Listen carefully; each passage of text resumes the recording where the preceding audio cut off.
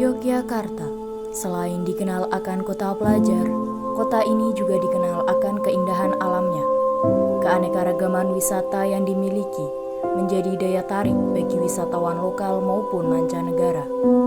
Jumlah objek wisata di DIY sesuai data Dinas Pariwisata Yogyakarta tahun 2016 meliputi wilayah kota Yogyakarta berjumlah 25 tempat, Sleman sebanyak 31 tempat, Bantul 16 tempat, Gunung Kidul 11 tempat, dan Kulon Progo 14 tempat, sehingga totalnya mencapai 97 tempat objek wisata.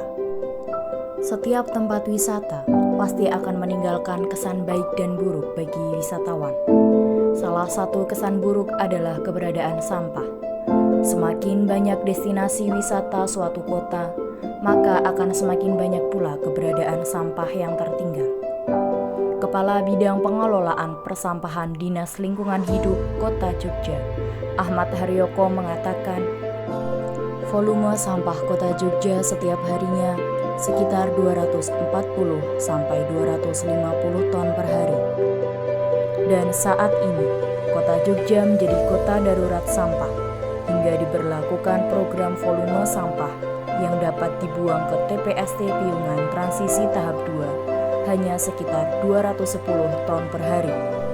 Sedangkan sisa sampah yang tidak bisa dibuang ke TPST Piungan Transisi Tahap 2 menurut Haryoko akan diolah di tempat pengelolaan sampah reuse, reduce, dan recycle atau TPS 3R di Nitian. Oleh karena itu, sebagai generasi muda dan sebagai masyarakat Kota Jogja, dengan melihat kondisi yang memprihatinkan ini, kami membuat beberapa alternatif pengolahan limbah rumah tangga yang cukup mudah dilakukan di rumah dan tidak memakan biaya.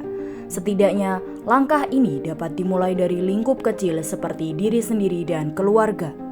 Limbah rumah tangga dapat dibuat menjadi kerajinan kop lampu dan pot bunga dengan bahan-bahan yang dibutuhkan diantaranya adalah botol bekas, tanah, cutter, gunting, dan lem sebagai perekat.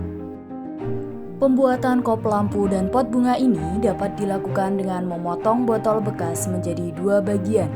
Pada bagian atas dapat digunakan sebagai kop lampu yang nantinya dapat dihias sesuai dengan selera, dan pada bagian bawah botol bekas akan dijadikan pot bunga dengan cara dipotong ke bawah dengan jarak 2-3 cm, lalu dilipat keluar dan ditempel pada bagian ujung bawah botol.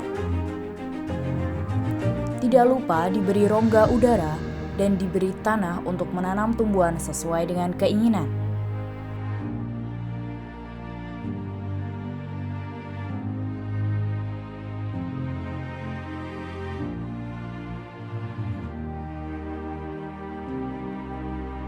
Pembuatan pot bunga dan kop lampu dari botol bekas sudah siap. Selain dapat mengurangi sampah, kita juga dapat menanamkan suplai oksigen bagi kehidupan, yaitu tanaman.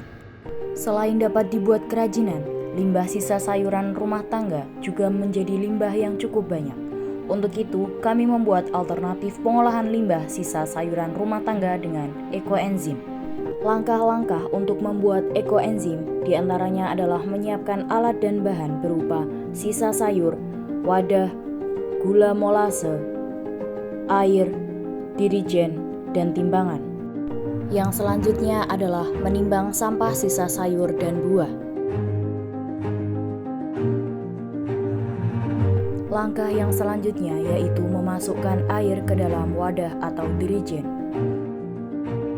Kemudian mencampurkan gula molase dalam air secukupnya.